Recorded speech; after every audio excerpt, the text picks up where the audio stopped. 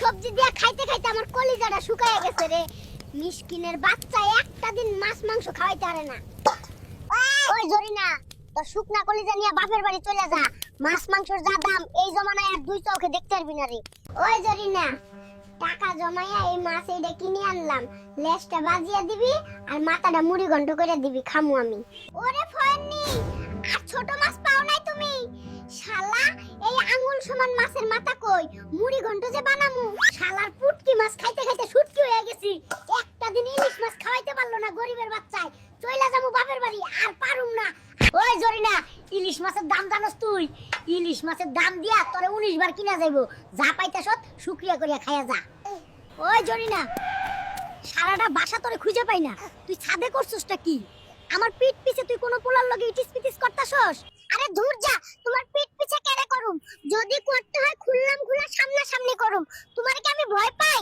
শালার কি এক গরিব শ্বশুরের পাল্লায় পড়লাম রে। মানুষের শ্বশুরে কত কিছু করে জামাইর লেগে, আমার লেগে ফয়েন নিয়ে কিছুই করলো না। ওই শালা, তুমি আমার লেগে কি করছো আজকে পর্যন্ত যে আমার বাপে করব? এখন ঘুমামু কানের কাছে জ্ঞান জ্ঞান করবা না বইলা দিলাম তো। শালার কাপড় ধুইতে ধুইতে আমার কোমল হাতটা হাড্ডির মতন শক্ত হয়ে গেল রে। গন্ডমুরকে একটা ওয়াশিং মেশিন কিনিয়ে দেখা না ফয়েন নিস। ওই জরিনা, এইখানে এত কেচাল কিসের? হাসবি না ডাইনি, তোর বাপে বলছিল তোর লাগা সবকিছুই দিব, শালা একটা প্লেটও দিল না ফয়েননি। মাইন্সের ঘরে কাম করতে করতে আমার আর কুলাইবো না রে। বড় কিছু একটা চিন্তা করতে হইব। আজকে বাসায় গিয়া জরিনারে ধরমু। ওই জরিনা, আমি ব্যবসা করুম, তোর বাপে আমারে টাকা দিব কিনা বল। আর যদি তোর বাপে টাকা দেয় না, তাহলে তুই তোর বাপের বাড়ি চলে যা।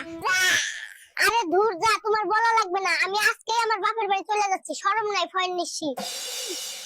ওই জলদি ঘরের ভিতর কম্বলের ভিতর লুকাও গিয়া।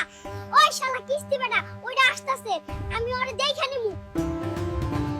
ওই যে ভাবি, আপনার জামাই কই? 2 মাস হয়ে গেল কিস্তির টাকা এখনো দেয় নাই। আইনানুক ব্যবস্থা করুন যদি আজকে পাই না। ওই এইখান থেকে চলে যা। কি একটা তোর পাশের বাড়ির ভাবির লগে তোর যে ইটিস পিটিস চলতেছে, ওইটা ওর জামাইরে বইলা দিমু। আমরা তুইলা হেলবো তোর। ও হইলো এই এলাকার মাস্তান। দৌড় দে বললাম, আর আসবি না। কি যে বলেন ভাবি, এইটা আপনি কই থাই শুনলেন? আমি বড় নিষ্পাপ একটা ছেলে, আমি এইসব করি না। ওই আমি কি তোর বাপ দাদারে চিনি? তুই বড় লুচ্চা, আমার জানা আছে, আমি সব খবর পাই। আপনারে কেউ একজন মিশা কথা কয়ে বের কাইছে, আপনার খবর ভুলবা। আরে ধুর, আমার খবর সব সময় 100% সত্য থাকে। আমার কাছে প্রমাণ আছে। কি এর প্রমাণ?